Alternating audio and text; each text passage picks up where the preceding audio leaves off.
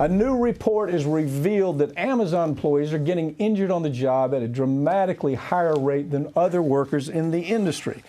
Does it ever, do the Amazon stories ever stop? You know, that's the question. At what point does this cat say, look, I made a lot of money. I'm a trillionaire, basically. I can treat my people okay. I don't have to have them rushing around. Here's what happened. These unions, 4 unions, got together and said, we need to look at the statistics.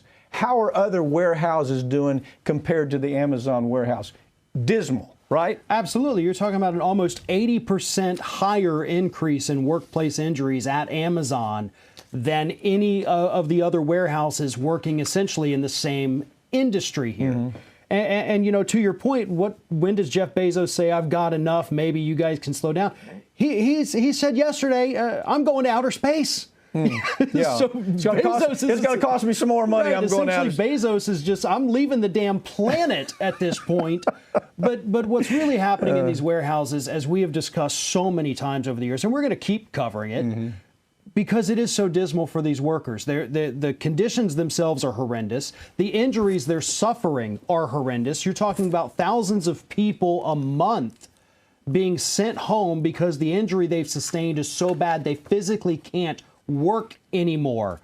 And it's all happening at Amazon here. Okay, as I look at this story, 580,000 workers, okay?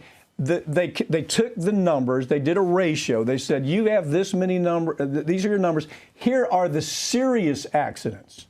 The serious accidents is what you got to focus, because that could be life, I mean, you know, change your life. You break your back, you hurt something that you're on total disability. Those numbers are skyrocketing. They really are, and I don't think people appreciate really how much these workers have to do when we've seen the stories of these people who, you know, a lot of times they're younger individuals and older individuals. There's not a lot of in between in most of these warehouses. So you have people that could be 22 years old picking up these massive boxes every day without safety equipment, without back braces. They develop a lifelong back problem. You take an older worker, you know, maybe not in the best physical shape, but still no protective equipment. They can ruin the last years of their lives with these severe injuries. Again, you know, back injuries, arm injuries, hip injuries, knee injuries. These are things that persist and they last with these people forever, all because Amazon is, one, making them meet these insane quotas. Work like a robot. Yeah. Speed, got to do it fast. The growth of the company is just geometric. So isn't this predictable? I mean, if you're an attorney and you're looking at the concept of foreseeability, you say, what might happen here? Well, you're going to have all this stuff. It's going to be a chain of events that makes perfect sense. The point is, at some point, you check yourself and you say, okay, wish I hadn't done that. And you do the decent thing and say, let me just regroup. Let me just revamp the people who are making these decisions for my corporation and come away with a legacy that means something. Don't you think? I mean, Bezos doesn't need any more money. Absolutely not. He doesn't need any more, you know, productivity. He's got as much as you could possibly want from these workers. The only reason to do this at this point is sheer greed. Yeah. And that's something that you can't fix. Love of money, brother. Yep. You know? The fight for free speech has engulfed big tech as Florida becomes the first state to punish social media platforms for banning political candidates. How did we get here? And will other states follow suit? I have attorney Steve Longo joining me. Steve, this sounds like an entire new industry. It sounds like, okay, you've got Twitter who wants to ban somebody because they disagree with what they say. First of all, most people are pretty torn on that. They don't want us they don't want this is Orwellian.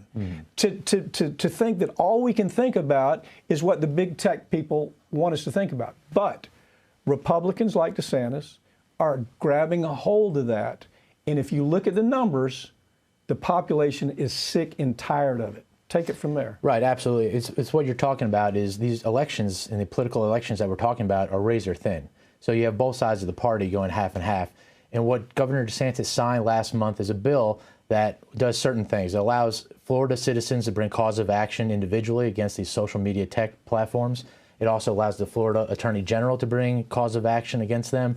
And lastly, and what's been getting the most publicity, is it prohibits these social media platforms from what they call deplatforming or taking off all Florida political candidates and allowing the Florida Election Commission to impose large monetary fines, upwards of $250,000. Okay, so let's talk about the obvious arguments. Argument with First Amendment, we're going to hear First Amendment, the platform has a right to do that, but you're also going to hear part of the infrastructure for these platforms was built by taxpayers. Right. I mean, you can't avoid that.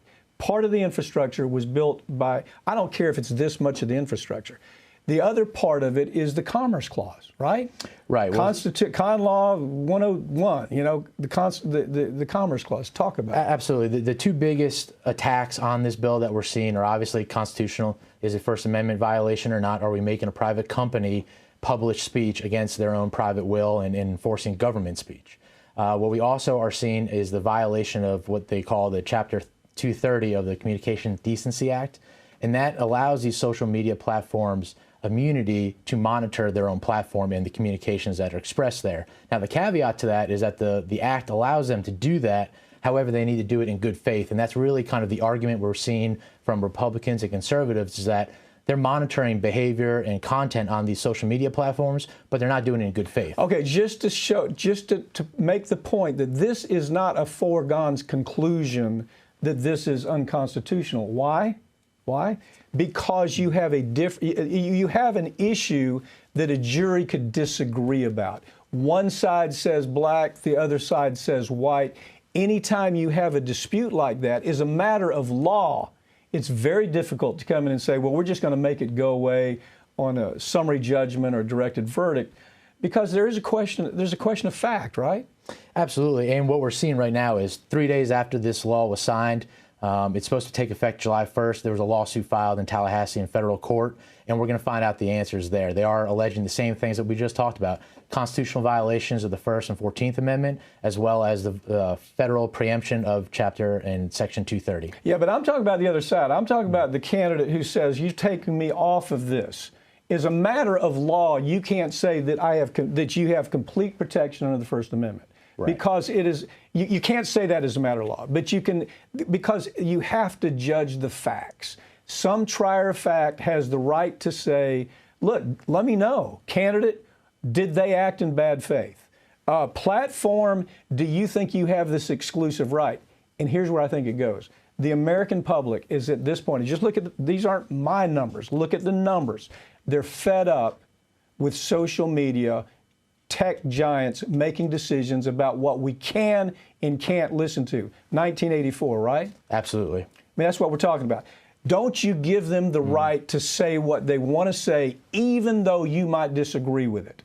I mean, look, yeah, George Orwell spent 4 books about this, and it's surfaced again, and we have to really think analytically about it, because I don't think there's a clear answer here. DeSantis, of course, he's just playing to the public. Let me be a demagogue. Let me see what I can stir up. But where this thing lands, it could be a surprise. Couldn't it? Yes, sir. Thank you for joining me. Absolutely.